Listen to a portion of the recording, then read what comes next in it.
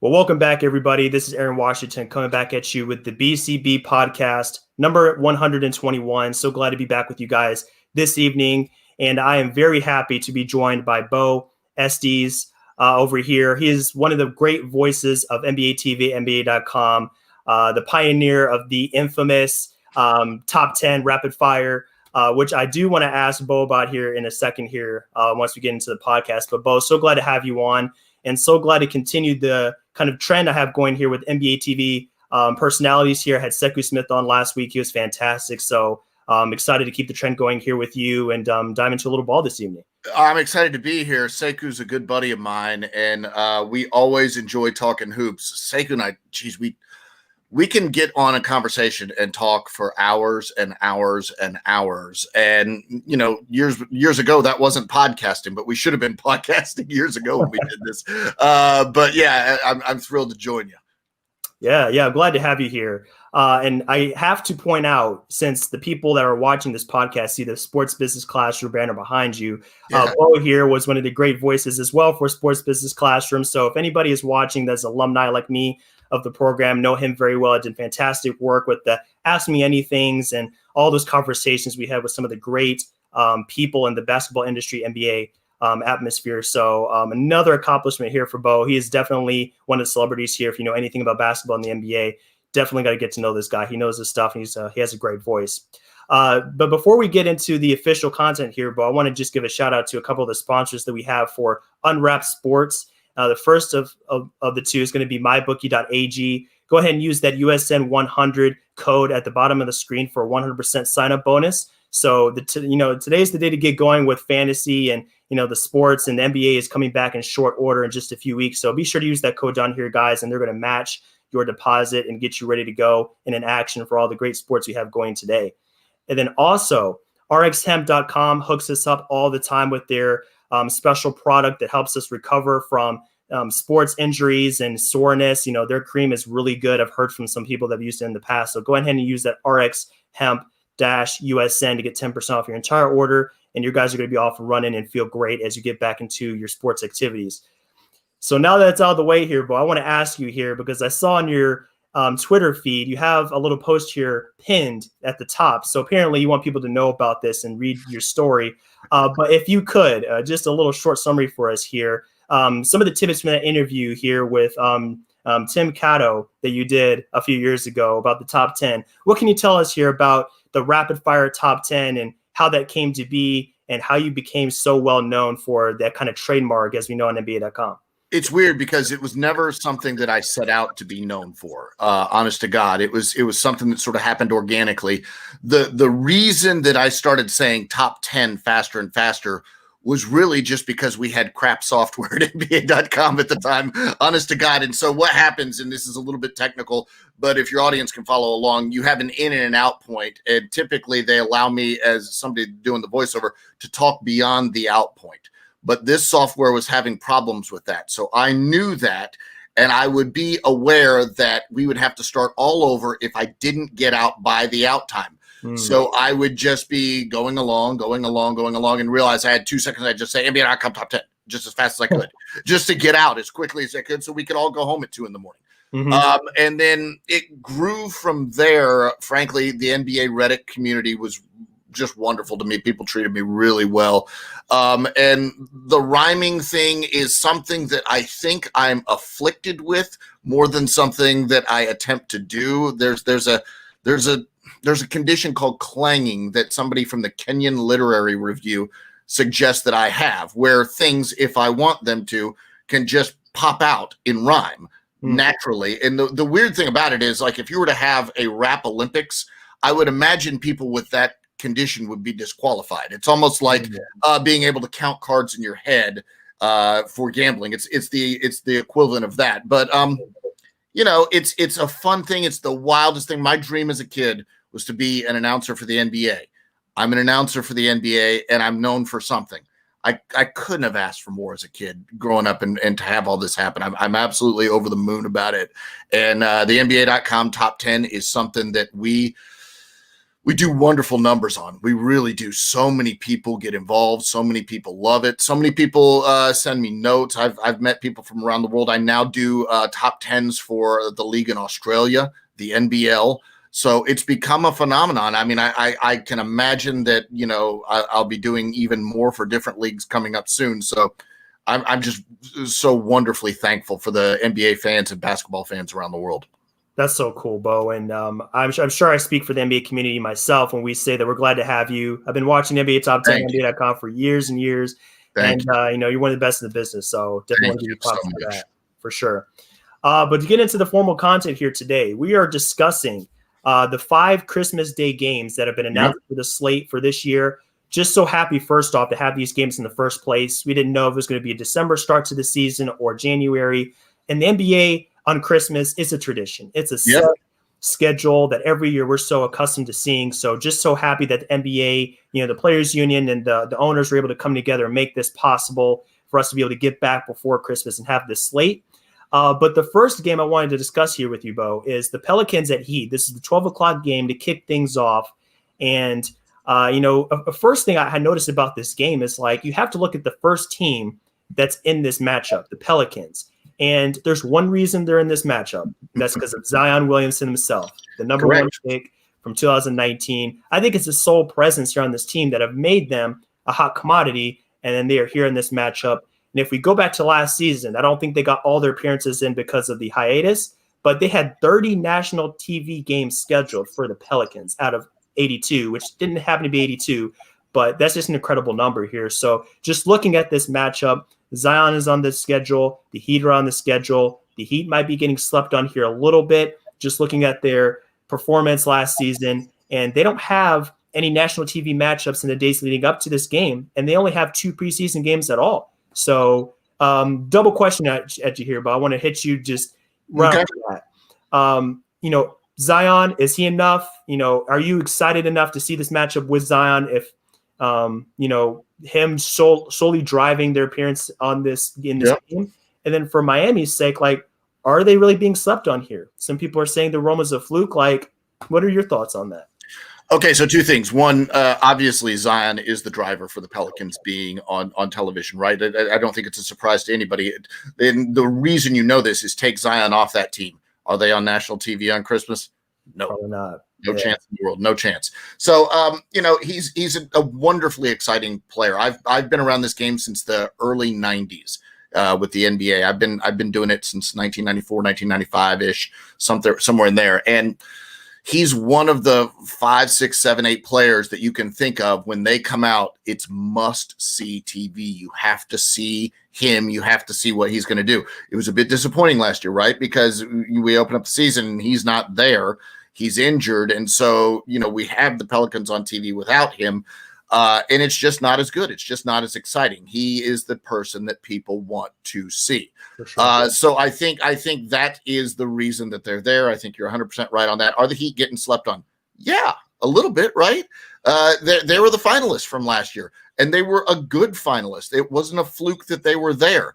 They just put together a team that isn't comprised of people that you knew of since they were 14 years old as superstar ballers. Like Zion, we knew when he was 15 years old. He had 1 million Instagram followers because of all the stuff he was doing. He comes there. There are people that come up in basketball and they're the number 1 ranked recruit their whole lives and they're superstars growing up 14. Look, there's a kid named Amani Bates who is that now. He is the guy that the whole world is looking at, maybe the best prospect since LeBron James. He is the guy that they're building a generation on.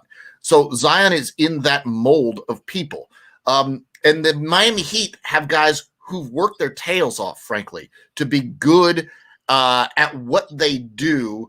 And on top of that, to fit into this modern game in a way that they can take advantage of what the rules are and of the style of play. And of that, to me, that Heat culture matters a ton. To get the right guys to buy into that and to really play the defense that they require with the intensity and the constant attention that they require. So is that as exciting on television for and I hate to use the word casual fan, but that's what it is the average fan? Maybe not. Maybe, I'm to see Jimmy Butler really dog somebody in the mid-range on T isn't the most exciting thing in the world. But man, if you're a fan, if you're a fan of what he's put in the career, and sort of the thing about Jimmy Butler to me is he really rubbed some people the wrong way for a while, and by some people I mean teammates, right? But then he hit the Heat, and it was perfect. Yep. It's absolutely perfect. He found his home. They found their guy, and it was perfect. So I respect that. And, to the degree that if we're saying slept on, as in, are we not giving them enough credit for the success they've had in anticipation of the success they might have? I think the answer is yes. Are they, how many times are the Heat going to be on my top 10 without Derrick Jones? Fewer, right? But Bam will be on there. So I think, you're looking at competing interests, right? Quality of play versus entertainment factor. Definitely.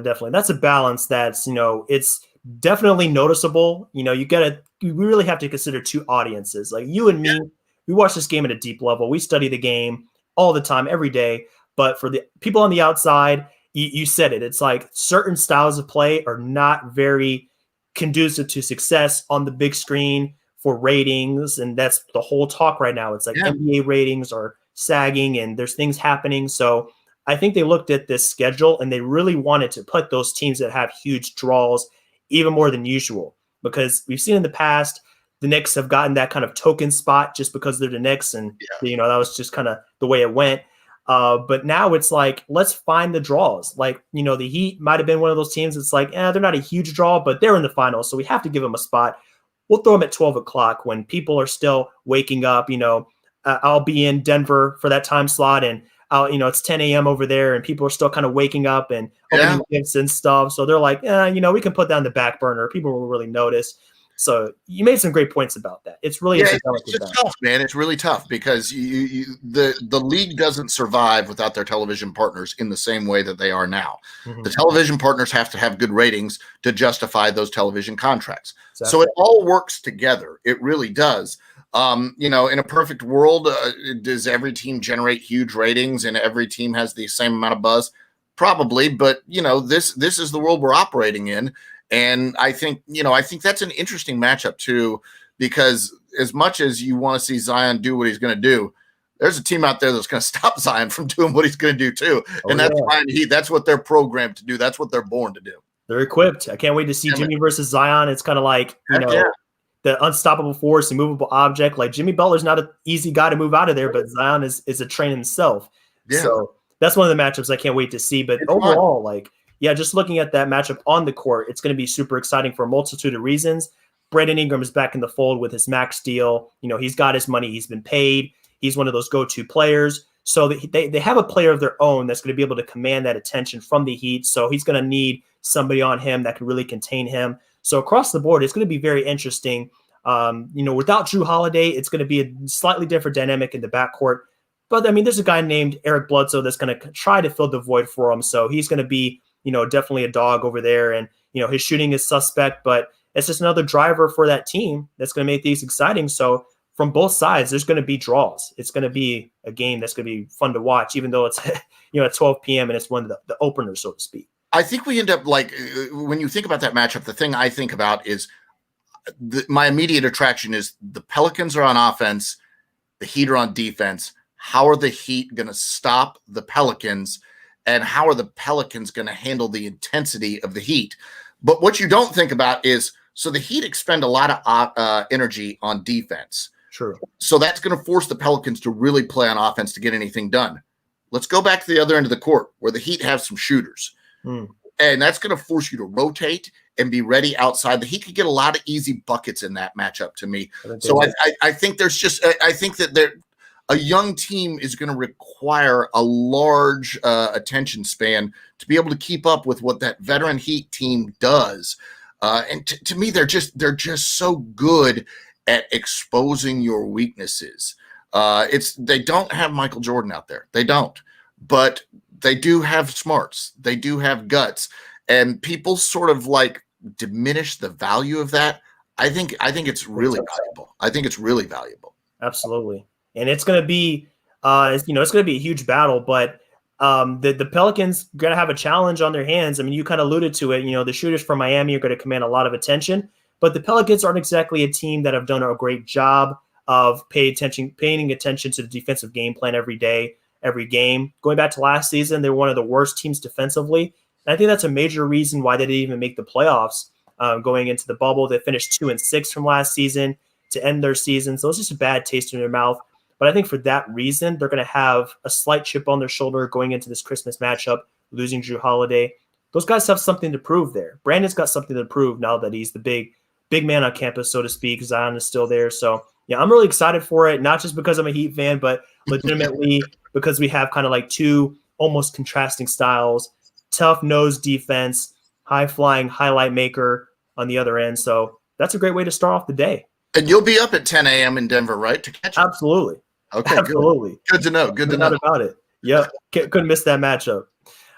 So let's move on here and look at the second matchup of the day. That I believe it's at 2:30 p.m. Yeah, it's going to be Warriors-Bucks. I mean, you can't ask for a better matchup, especially in the second time slot here with Giannis, Steph, even without Clay. I'll kind of try to keep him out of this. I mentioned Clay to Sekou last week, and he got him down a little bit. So definitely a tough break for him. But in any case, I mean, it's going to be great to see. And one key storyline I'm looking at as we go into this matchup is how do the Warriors contain Milwaukee's attack? The drive and kick, the incredible spacing. It's like the Bucks have something to offer that the Warriors have had in the past. The 5-out, all the spacing, the drive and kick game is going to be on point. The Warriors are not going to have the same defensive identity they had in the past. Iguodala is gone. Clay is gone. They don't have that Bogut in the middle that they had. There's going to be a lot of adjustments for them looking at it defensively. So that's huge. They finished 26th in defensive efficiency last season. So we'll have to see what the Warriors can offer up when the Bucks are on the attack. And there's a guy named Greek Freak Giannis riding down the lane, ready to dunk on Curry, as he's done in the past. Go back and watch that All-Star game from a couple years ago. He knows that very well. Steph Curry won 2 MVPs in a row. Giannis is on 2 MVPs in a row. This is one of the marquee matchups to me. Like if I were ranking them for the day, this may be number 1, maybe number 2 as far as just television eyes on it. Steph coming back is huge. He has a massive, not to be underrated fan base. People love that guy. Him coming back is going to be massive. But Giannis, to me, boy, he's like I said, twice the defending champ or defending MVP. And I think he has more room to grow, if that's realistically possible. I think he gets better and better and better. So it's going to be fun to watch that progress for me. I am fascinated with how the Warriors deploy their new number 1 draft pick, what sort of defensive responsibilities they assign to him, how much pressure they allow him to take in that role. Because, does he guard Giannis? Do you let him do something like that? Because, well, you talk about like a challenge and B, a potential ego blow. And then 2, I think it's interesting for me, watching Steph working with Andrew Wiggins. What did they play? 1 game together last year. What does Andrew Wiggins do? Does he learn to be a more efficient player? Because the critique on his game is that he's not efficient enough. I heard comments from him today saying the 1 game I played with Steph, it made the world so much easier because of, the term everybody loves on NBA Twitter is gravity, the gravity that surrounds Steph. For sure. So Wiggins is going to have space. He's going to have room. Can he do anything with that? And then for Milwaukee, to me, that's a team that's twice been snake bitten in the playoffs, 2 years in a row. They've gone out earlier than they should have gone out. So what do they do to overcome that? Where are they mentally? Because remember, we've got a quick turnaround this year. We were playing just a couple months ago. Yep. So where are they mentally? The lineup has changed a bit. I'm excited to see what that team does mentally, and I'm excited to see what Golden State has now. Because like you mentioned the blow of Clay. Losing Clay is humongous. Where's Draymond Green right now? Can he bring back the same defensive intensity? Can he be a stopper again like he once was? I'm skeptical of that, frankly. I don't know that he can. I think he can be very good. I don't know that he can be the best defender in the NBA again. So I think there's just a lot of question marks that will start to be answered in this game. I'll be honest with you, Aaron. When I think of an NBA season normally, and I've said this for years on shows and radio shows and whatever, I start evaluating a team on Christmas Day, like Christmas Day going forward. I don't know what you have in the November to December early range. I think people are sorting stuff out and learning about each other and their new teammates, maybe new coaches, new influences, what they've worked on over the summer. So it's going to be tough for me because this is a little more condensed and I'm going to have to adapt a little bit, but I am excited to see sort of marquee teams going against each other and marquee stars coming back like Steph and Dre. Me too. And speaking of Draymond Green, I mean, I was looking at him last season. He really looked disinterested. He was on a team that he knew that team wasn't going anywhere. So I think he really saved his body. He really held himself back. You didn't see that fire. You didn't see him getting those technical fouls like usual. You really just saw him kind of just fade into the background and just kind of accept what was happening. Like he still went out there and played, but I mean, it wasn't the same Draymond. He was in cruise control. I think he thrives on those peak moments, those pressure moments, those very difficult teams that they match up against. I think that's where he thrives. If it's a moment where, there isn't a lot on the line, I don't think he's bringing his A game. No. One thing I'd like to see a guy like that do in a situation like that is work on in-game situations, things that you can improve upon. So I would like to see, if he's developed anything new to his game. The loss of Clay is hard to overstate, man. It really is. I mean, like that guy is a guy that is right there with Steph in spacing the defense. He's as good a pure shooter as I have ever seen. His shot fundamentals, to me, right there with Ray Allen, put it in a book. It's a textbook. It's just gorgeous to look at. So, and that's just the start of Clay. Clay, not only that, he's a wonderful defensive player, and I think he's just a guy that brings a lot to the locker room, just a lot of chill. So they're going to miss him. They're going to miss him. And, like you started this season before the Clay injury thinking, can they get back and scrape together another title with this squad? I don't think they're a title team now. I really don't with the pieces they have in place. The only wild card I would say is if Andrew Wiggins has revolutionized his game. Everybody knows that there is physical talent there. Physical talent is not basketball skills. Those are two different things. It can be used to take advantage of your basketball skills, but I don't know that Andrew Wiggins has put together the basketball skills that matches his physical talent. But if he's done that to some degree, that's the only wild card I would say. Otherwise, as good as Wiseman I think can be, and as an interesting a piece as I think he can be, I don't think they have a championship team right now as constructed without Klay Thompson. I don't either. And that's a great point about Klay and everything, that the whole team was kind of like they're just linked so well. Yes. When you lose one piece, everything just kind of gets thrown off. Like we saw back when they were in their peak, 2016, it's like the ball was on a string, it was moving, like everybody was in sync. So it's like, you have that chain. You break one piece of the chain, the whole thing falls apart. So that's a great point about it. I think they're still going to be a very solid team. And, I was giving one of my friends flack the other day. It's like, I told him, I was like, it's going to be uphill battle to make the playoffs. And he was like, well, we still have Draymond, we still have Curry. And about Curry, I mean, this guy, I think is going to be on a mission. We haven't seen Curry kind of be that solo driver of a team since, prior to KD's arrival. So I think from that perspective, it's kind of a silver lining. I really just want to, just look at his impact on this team and what he's going to be able to do, just kind of being that guy again, the MVP, 29 to 30 points per game, throwing up all those shots. That's going to be fun. We haven't seen that Curry in a long time. Well, you talk about a couple of fascinating things. I think if you talk to real Golden State fans, people who've been in love with that team for a long time, that 2000, the team that won the championship before the 73 win team lost, I think that's their favorite iteration. Prior to Kevin Durant come along, I think they felt that was the most pure Warriors basketball. And so I think it's going to be interesting. So many people, the critique of Steph Curry is that he's had so many good players around him. Can he do it on his own? You're going to find out now. I mean, I won't be surprised to see him do very well. To me, the challenge of this all is that the next time Steph Curry and Klay Thompson line up in playoff basketball next to each other, at best, Steph Curry's 34 years old. Yeah. At best. So that hurts. I mean, Steph Curry at 34 is not LeBron at 34. It's not the same thing. LeBron is from another planet athletically. Yeah, we don't know what he is. We're still trying to figure that out. Exactly, man. But like with Steph, him at 34 is a different story. So I thought that this year could be the one year that they could maybe make a run at it. Can they do it next year? God, it's going to be tough. It's going to depend on Weissman. Maybe Wiggins is somehow better. I don't know, but there's just a lot of ifs now with the Warriors when there used to be no ifs at all.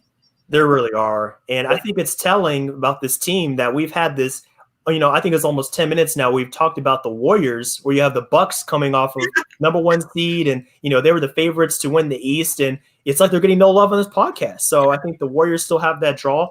That goes back to your point. Steph Curry drives this whole thing. He's back, and now he takes him an entire segment of a podcast. Like, he's that powerful. He really is. And like I said, we started off by saying Giannis 2 times in a row MVP and Steph twice in a row MVP. But there is something, and we talked about the Heat not getting the shine that they deserve.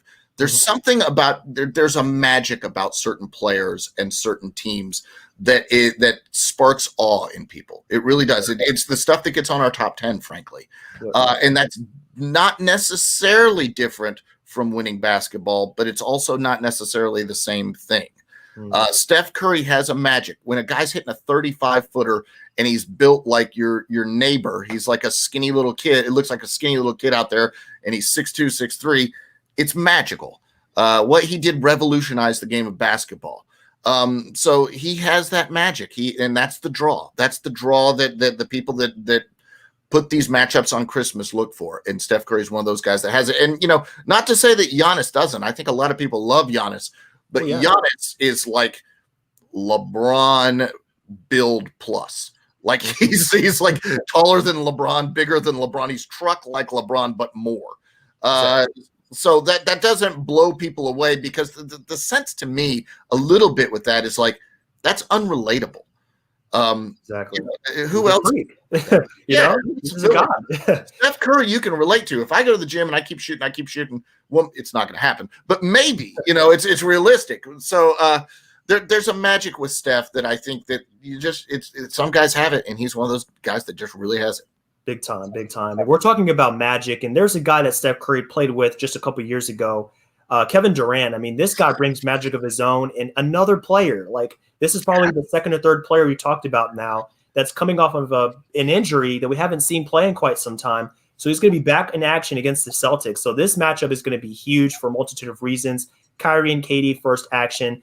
That's always fun to see. From the Celtics perspective, they had a disappointing playoff run, but Tatum is on board. They still have Jaylen Brown. So it's going to be an adjustment for them because they have an injury of their own in Kemba Walker. He's not expected back until early January at the absolute earliest, so probably later January once he's reevaluated, and he has time to get back into the lineup. But both teams, I mean, they have a lot to bring to the table, and it's a battle of elite wings. Like, Tatum versus KD is must-see stuff. And Tatum is on track to kind of be a player. I'm not going to say he's going to be as good as KD, but, I mean, he's on track to be one of the great stars in our game from that position. So that's a huge test for him. And it's a test that I think he's going to rise to the occasion to meet and really just prove that he's on the level of some of these elite wings you've seen in the NBA over the past few years. The first time I saw Kevin Durant, he was a junior in high school, and he was playing against the number 1 player in the nation, and that was Lou Williams. And so you could Kevin Durant was as skinny as a tripod back then. He's still really skinny now, but he was just super thin. But you could tell his skills were something that we hadn't seen before on a guy with that build. And so what's going to be interesting in his return is Kevin Durant combined. We talked about skills and athletic talent. He combined those wonderfully. Unique athletic talent, so big, so long, and yet so coordinated. I don't know. The thing that I can't wait to see with him is, where is he athletically?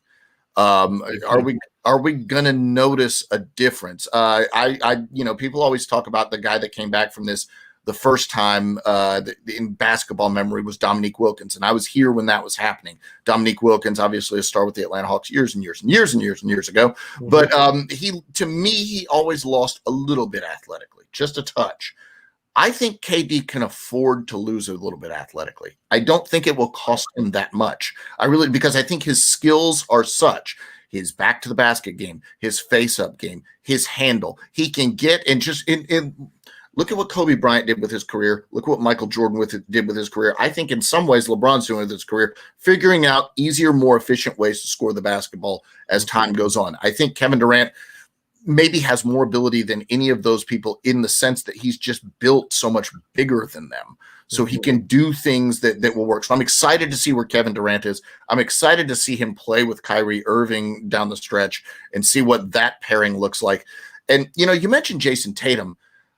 If you look at his stats over the course of his early career, I think it was like 13 points a game, 15 points a game his second year, 23 points a game his third year. He made this massive leap forward. And his skill set is, good Lord, he makes shots that you're like, he shouldn't be making that shot, and he just makes them over and over and over again. To me, he is the guy on that team, and I don't know that, we always talk about like declaring who's the guy. I don't know that really matters, honestly, but I think he is that guy ahead of Jaylen Brown, who's enormously talented. He was the number one player in America when he was in high school. So these are guys with wonderful pedigree. And then you mentioned Kemba Walker as well, who's the veteran and multiple All-Stars. So I think Boston, to me, is another one of those teams, and I think you mentioned it, disappointed in the playoffs a little bit. They did. We keep wanting – so here's the teams in the East that we keep expecting more from. Philadelphia 76ers. Never did it. Never. Remember, it was trust the process, trust the process. The process didn't work. The process is done. Some people say it's still going. It's like it hasn't finished. Like we're still waiting. The process has to yield something at some point beyond a conference semifinals. And I don't know when the process started, but what are we, 7, 8 years now? 6? I don't know. But in any case, I feel like we needed more from the Sixers. I feel like we needed more from the Bucks. And I feel like we needed more from the Celtics. So who's gotten in the way? The Raptors and the Heat. Those are the two teams that have gotten in the way from these three teams that we expect magical things from. I don't know that the Heat and the Raptors want to go away. I don't know that they're back. They have something to say. We can crown these teams in the East that have these young stars that we followed forever and ever and ever. But, I don't know that the Raptors and the Heat just want to walk away and say, okay, guys, you're the stars. You can have it now. I just don't think it works out that way. So I'm fascinated to see if the Celtics can make the leap. And now, we talk about teams competing for the Eastern Conference Championship. Brooklyn's not going to wait. They're going right now. The window is not huge. Like, they're going for it because they have to. Yeah, the window is now. And it's not 5 years from now. It's not 3 years from now. It's right now. So they're all hands on deck. The East is going to be fascinating to me with a lot of teams press and go right now. And I just don't think that it's going to clear the way easily for any of the teams that we've anointed as the media, and that being Philly, Boston, and Milwaukee. I don't think it clears the way easily for them. They may win it. But if they win it, they earned it. They earned it. They have to, because the East is it's really gotten competitive, much more than we've seen in the past. I mean, we're talking about the top. Even if you look at the bottom, like I mentioned on Twitter yesterday, you think about the Wizards, who have just made a huge move. We're going to talk about in a minute. You think about the Hawks that have retooled. You think about teams at the bottom. Charlotte should be pretty solid. Like those teams at the bottom will have something to say if they want to find their way into the playoff race. So it's not just a top-loaded conference. Like it's pretty deep, which is a lot to say compared to where we were a few years ago. It's come a long way. Some of these teams getting to the playoffs is the objective now. I know that's true in Atlanta. I have to believe that's true in Charlotte as well. You wouldn't pay Gordon Hayward all that money. You overpaid him, and you knew you were overpaying him. But I think they sort of accept it. We're a small market team. We're not a big draw. To get somebody in here, we have to pay a little more than they're worth. They did it with Gordon Hayward. Whether you think it's a smart move or not, they did it, and they're putting their cards on the table. They're saying, we got to get in the playoffs now. We've got to make a step forward. And that's a lot of teams in the East. You really hit on something good there. Teams are trying. They're not trying to lose now. They're trying to win now. Mm-hmm. Yeah, and I want to go back to the point you were making about KD earlier, and you were talking about him being able to come back from that injury because of his unique build. And that reminds me of an article I read by Mike Prada. I think he's done some work for SB Nation in the past, but he spoke about this and he said that KD has a variety of moves. He has this natural dip in his body that just doesn't require a ton of leg strength. Like he has a very fluid motion. Yep. There's a cushion in his shooting percentages. Like basically what he was trying to say is like KD was so good. He was here before the injury. If he loses 10 or 20% of his player, he goes from he goes from arguably the best player in the game to a top 10 player. A top 10 player is still a top 10 player. So if you have him and Kyrie on the roster together, I mean, you're still going places. So I think that's why Brooklyn was so comfortable to pay him the max money coming off an Achilles, because they knew he has a cushion, a humongous cushion that separates him from almost any other NBA player and will allow him to come back in the lineup and still be a 20 plus point per game scorer on pretty good efficiency. I mean, if he loses a little bit of efficiency, like, hey, you go from being in the 99th percentile to 85th or 88th, something like that. It's like, hey, we'll take it. That's fine. Better than most of the league. Here's the thing about KD to me that I will remember forever. He faced down LeBron James in the NBA Finals, and individually, he was better than LeBron James. Individually, not just part of a better team. He was individually better than LeBron in an NBA Finals. Who does that?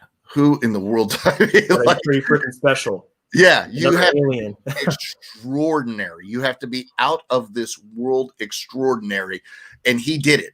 And that's the sort of talent that he has. And also, I think it's the respect he garners around the league. I remember LeBron James was asked after they beat the Warriors in the finals, and then the Warriors came back and smoked them with KD. What was the difference?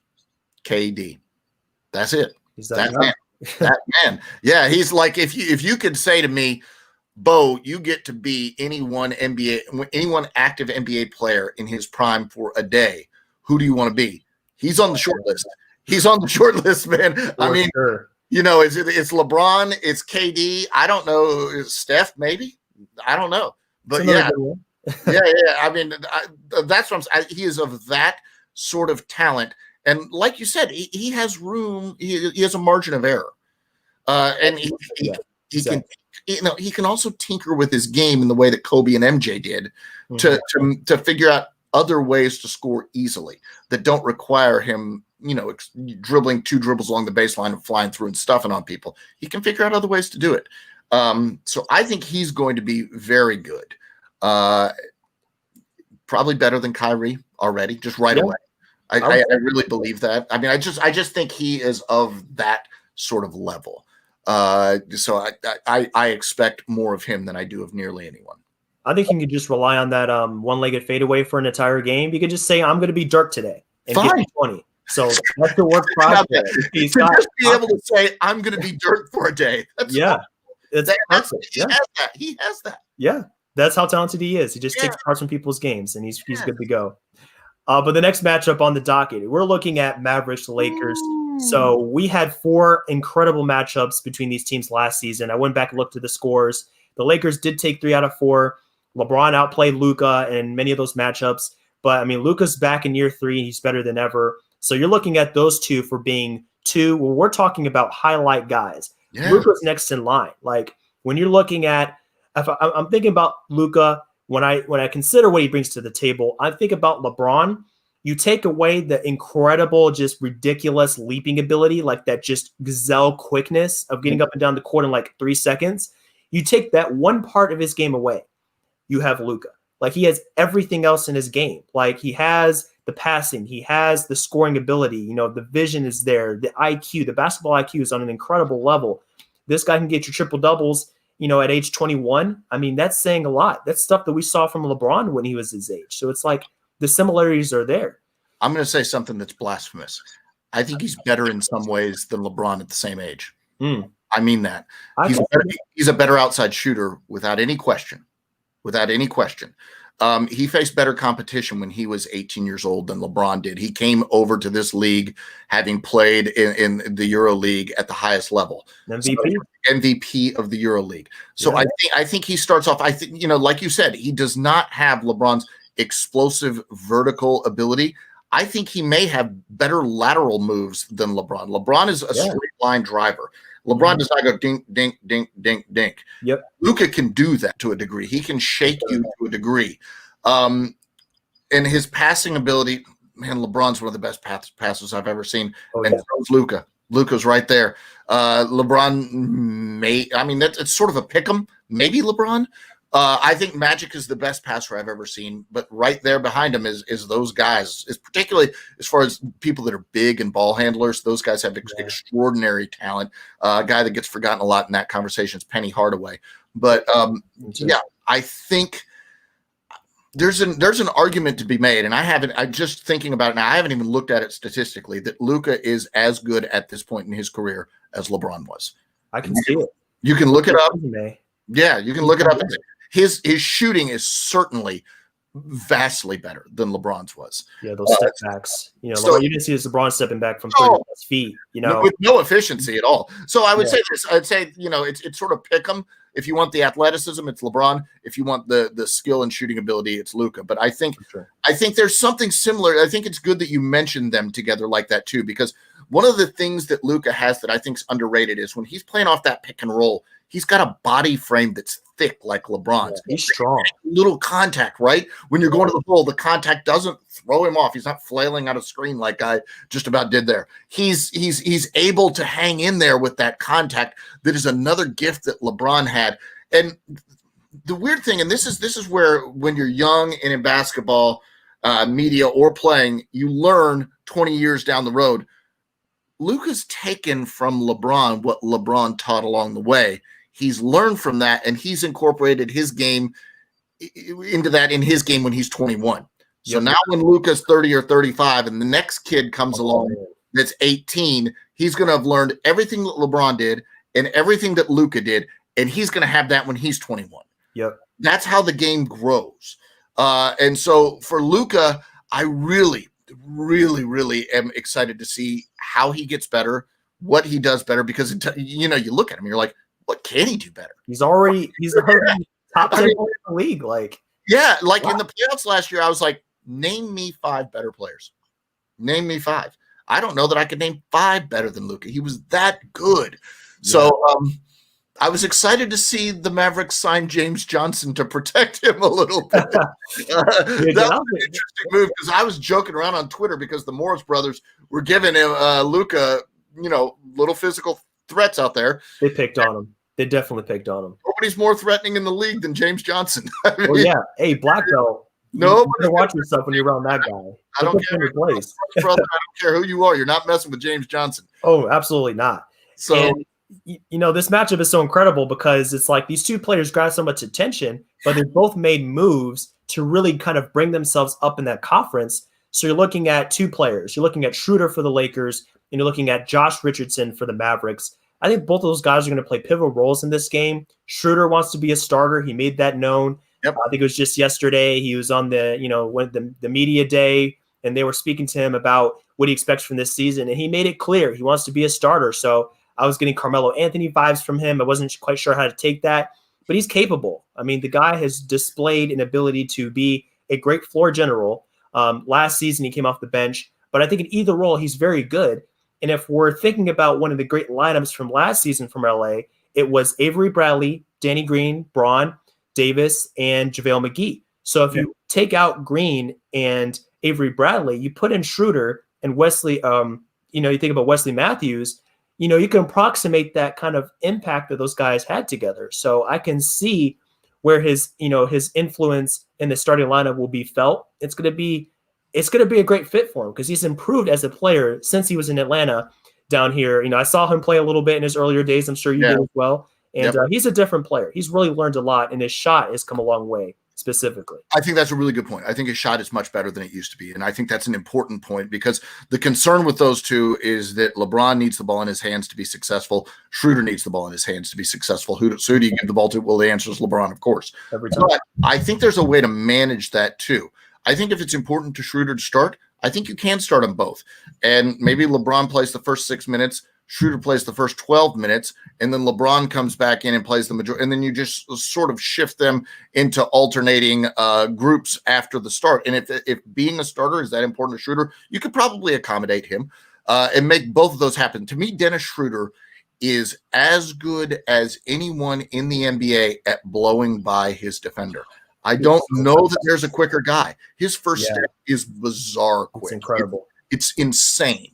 So he can break down a defense. And so imagine Schroeder breaks past his first man. The help comes, and there's Anthony Davis swooping along the baseline. He's going to have opportunities to set up guys like he's never had before, and that's where he's got to learn. He's got to say, okay, that's not Steven Adams, who's very good. That's Anthony Davis, who's several levels beyond that. I can set him up, and he can bring that home. So I think that's going to be fascinating for him. Josh Richardson's a good piece for the Dallas Mavericks too, and I think the thing that Josh Richardson is going to find out is there's a similarity in basketball and soccer in this to me, is you have to always be aware when you don't have the ball of where you are. And with Luka Doncic, he's a special basketball player. So if you get into positions where you are open, where you are free, he's going to find you. So his movement without the ball, particularly when Luka has it, to create opportunities for himself, to ease the pressure from Luka, is going to be critical for me. And I think he's able to do that. I think, I talked to you earlier about Christmas is when I start to evaluate teams in a normal year. I think there's going to be a month and a half learning period for these guys to figure out what they're supposed to be doing out there on the court. And we won't have it perfect yet. We'll see some of the warts on Christmas Day. But I think that's the thing to track, is how they adapt to the dominant teammates. The other interesting thing I saw in LA is that I think they were talking about Anthony Davis going for this year's MVP. I saw that. I like you mentioned that. Yeah, it's attainable. I mean, the MVP to me is a young man's award. Definitely. Oh yeah, regular season award. And LeBron doesn't care about a regular season award. No, he cares. Just give me championships, give me rings. I want to catch MJ. That's the game he's playing right now. Yep. So he's trying to win championships. And if Anthony Davis wants to win a regular season MVP, I can see LeBron facilitating that and making him very happy and scoring 23 points a game, 22 points a game, while Anthony Davis scores 32. And I think that could work. So what I'm saying is, I think there's a lot of opportunities for happiness in LA. And I think they can manage that team in a way that every player gets individually what they want, or at least every important player. And then they can sort of realign at the playoffs and go for that team goal that's in LeBron's interest. For sure. That team is just so, they're so connected. You go back to the bubble and you look at how they kind of work together, even before the bubble. They're always on the same page. They were always rooting for each other. They're dapping, they're high-fiving, they're hugging each other. Post-championship, of course, they were all, in this great mood. Like, they're a great team. They have great camaraderie. They have great connections all the way up and down the roster. I don't think this year will be any different for them. But one team right across the road that is going to have challenges with that. We've kind of read about that in the past few days. If you read The Athletic, you know about what the Clippers had dealt with. They're coming from the opposite perspective. So they have as much talent as the Lakers do. Yep. They signed Serge Ibaka in the offseason. Yep. They have pieces for days that re-signed Marcus Morris. They're coming at you with pieces from all over the floor, from guard play to wing to big, getting rid of Harrell. I think it's going to be a huge difference maker for them. But ultimately, it just comes down to how are these guys going to connect with each other. You're bringing back largely the same roster. You jettison Harrell, but for the most part, it's the same. Lou Williams, Reggie Jackson was re-signed, which actually kind of surprised me a little bit. But, Paul George and Kawhi, oh, wow, they're getting this preferential treatment. We don't like that. We don't enjoy that. Like, that's not going to change. I mean, the stars definitely are treated a little bit differently from the 10th and 11th man on the roster. There's no doubt about that.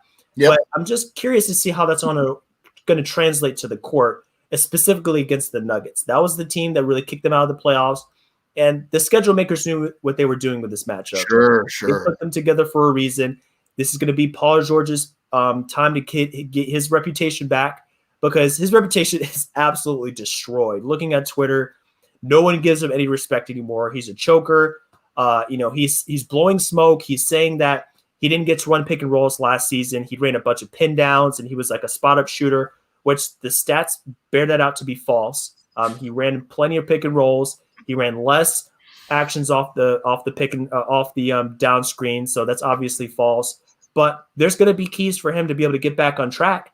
And if you have one less stout defender to worry about, Jeremy Grant's out of the picture. Yep. This is his time to go out there and get 30, 35 and reassert himself. So that's what I expect from him in this matchup. I think Kawhi is going to be great, but Paul George is going to take this as an opportunity to remind people, I'm still here. I'm still on all NBA material. I'm still one of the great wings in this game. I think it's important that he does that too, right? I feel like it's important not for just him, but I think for him mentally, he needs to reassert himself. I think for his teammates to see that. I think for Clippers fans to see that. I think for the league to see that. You're right. It's playoff Paul that takes the bad rap, right? So his real redemption is going to come in June and July or whatever. But I think he has to start working to rehab that now. And the other thing I think is important is the Clippers overall have to redevelop some chemistry. I've said forever that like Lou Williams is the coolest guy in the league. He's just everybody sort of gravitates to that guy. I think he can play a part in that as a bridge builder. And I hope that he does. Because that team needs to come together, and they may trade Lou for all I know. But I think, they need to come together and they need to be in a better frame of mind. They've got a new coach now. So maybe, but that loss last year, it wasn't just that they lost. It was how they lost. Yeah. That was particularly painful. They choked it away. They choked it. And so for them, they have to come back. They have to prove who they were. And then in their own town, for now, in their own building, is the team that's the champs. So they've just got a lot of hurdles to overcome. They can, and it'd be a great redemption story, and they certainly have the talent. Kawhi and Paul George, okay, you've already got the talent. Yep. So but doing that is tough. And, like you said, and you made a good point, the schedule makers knew what they were doing, because who they're looking at, Nikola Jokic, Jamal Murray, those guys, again, that took it from them. It's going to be fun to watch, man. Fantastic. It's going to be a fantastic way to end the day. Our nightcap is going to be Jokic. It's going to be Paul George. It's going to be Kawhi. And I mean, last thing on this, I mean, you go and look at who these guys have now. It's all the way up and down these rosters. It's competitive basketball. And I'm interested to see how a guy like, Jokic and Jamal respond to this, because historically Jamal Murray has been an up and down player. So I really want to see if that bubble performance was a flash in the pan, or it was something that he's going to grab with him, take with him going forward. Because if he does, Denver launches into that conversation of not just being a fun story, but an actual legitimate title contender. And for Jamal Murray, it could mean an All-NBA berth, All-Star berth, more individual accolades for him to give him that confidence he's seeking. So I'm interested to see how he moves forward from one of the great playoff performances we've seen in recent history. There were a couple of stars born in the bubble. Jamal Murray is one of those. I think Donovan Mitchell, although he was already a known name, I think he became a bit more of a star in the bubble. But what Jamal Murray did, some of the shots that he made, some of the highlights that he provided for us, and the fact that he just kept doing it and doing it and doing it and doing it over and over and over again, and teams couldn't find an answer for him, I think that has to give him confidence as a player. And if I were him, I would be the one guy that's really glad this season's coming back right away. Oh, yeah. I want to capitalize on that, right? I would want to reestablish that. I want to ingrain that in who I am. I am that player. That wasn't a fluke. That is me. So I think it's important for him to do that, because like you said, if you've got Jokic, who's a unicorn type player, just all sorts of bizarre skills that really work in the NBA today, and Murray, who can be an elite scorer now. We can talk about him in terms of 26, 27, 28 points a game, and pair that with the rest of what they have in Denver. Some of it I don't know if it works. Some of it I do. I'm excited. I'm excited for that team. The wild card for me is, what does Porter have? Because I think there's real talent there. Can he deliver that consistently? And does it fit next to Jokic? Does it fit next to who they have? Those are questions I can't wait to see answered, because you talk Murray, you talk Jokic. Let's find another guy that's really there, and I think it could be him stepping into that role. Absolutely, wholeheartedly agree on that one. I know we're running a little long here, guys, and I'm going to keep you all night.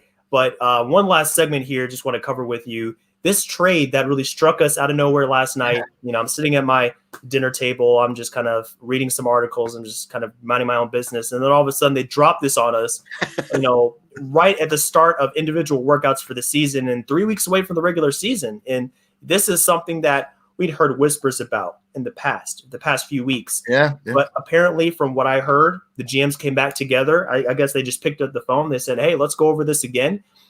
Are you sure you want to do this trade? Because we talked about it before and we hung up the phone. So maybe this is something that could benefit us. And they said, oh, what the heck? Let's go ahead and swap. They're making similar money. Like I looked up their contracts and there's only $100,000 difference between the money for Westbrook and John Wall. And it's so eerily similar, not just how much they're making, but the kind of player they are, which brings into question, what is James Harden looking for? If the reports are saying that he wants somebody, he wasn't feeling Russell Westbrook, he likes John Wall, what does he see in him? They're both fiery players. They're both explosive. They're both streaky shooters. They're both good passers. So what's the difference between their play styles? So that's the big question I need answered going forward into this season. How that's going to translate on the court, I'm not sure.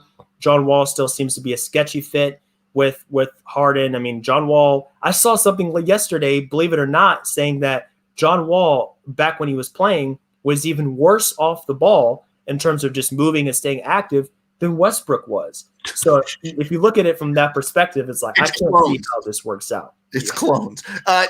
Here's what I would say. The reports indicate that there were some personality problems between John Wall and Bradley Beal, right? So you start there. Russell Westbrook is the more proven commodity at this very moment because we just don't know how John Wall is going to come back. Hopefully, from all the reports that we've seen, he looks really good. So hopefully he is good. John Wall he averages more assists per game than Russell Westbrook does. He's a little bit better of a passer. So maybe that helps a James Harden a little bit, right? It's not a ton of help, but it's a little bit. And then for the Washington Wizards, the thing that's interesting to me is, so if Russell Westbrook, let's just assume that Russell Westbrook and Bradley Beal get along. Does this get them in the conversation of an 8 seed if it works out? I asked this on Twitter the other day. What's the best possible, realistically possible outcome of Beal and Westbrook together for Washington? Is it the 8th seed in the playoffs and you make it and you're a playoff team and you get a couple home playoff games and maybe you build from there? Is it a second round playoff team? Can you get through a round of the Eastern Conference? I don't know about that. But I think the thing that's interesting to me is more the Washington side is what's the absolute peak. Because if Wall and Beal weren't going to work together, and you're going to, let's say Beal's their best player, he is their best player, he's their best known commodity, and you're not keeping Beal if Wall's there, then I think it's a fascinating move because it's really, ask yourself this: who else could you have traded those guys for? Yeah, they had to be traded for each other, right? Pretty much. That's it, right? Nobody's going to fall for that trade any other way. Yeah, it's not that they're bad players; it's the contract, right? Mm-hmm. If they were both on a 1-year, $7 million contract, yeah, maybe I entertain having them. Sure, it's the contract that's the deal. It's not the players so much; it's the contract that's the deal. Absolutely.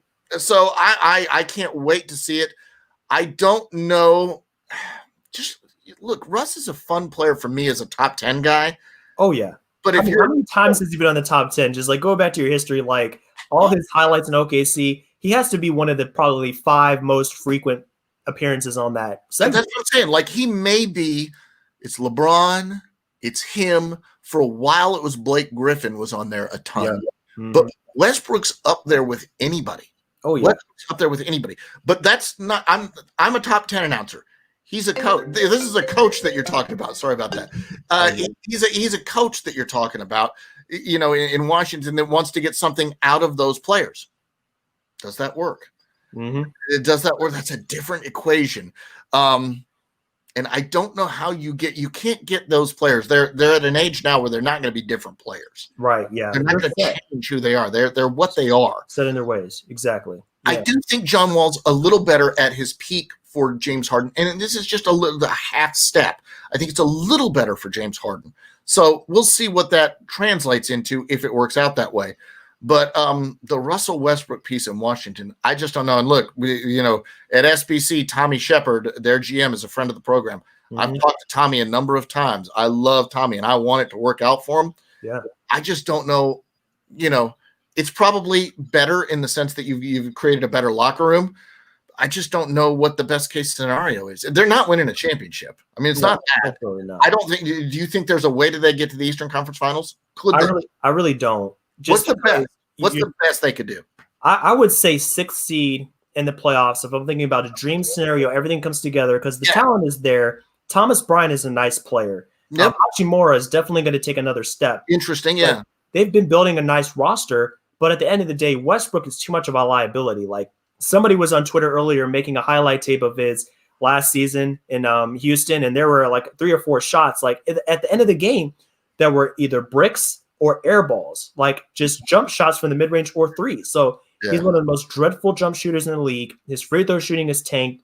So the combination of those 2 factors doesn't really bode well for somebody in the playoff scenario where every team is hunting you. They're hunting your weaknesses.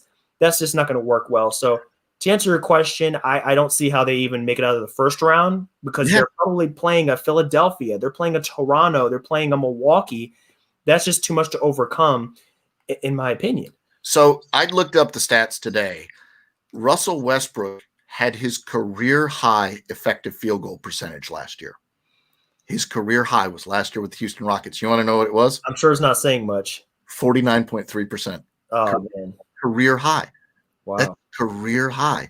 Incredible. He's not an efficient player. He's not. And I know we live in an age of efficiency. He's not that.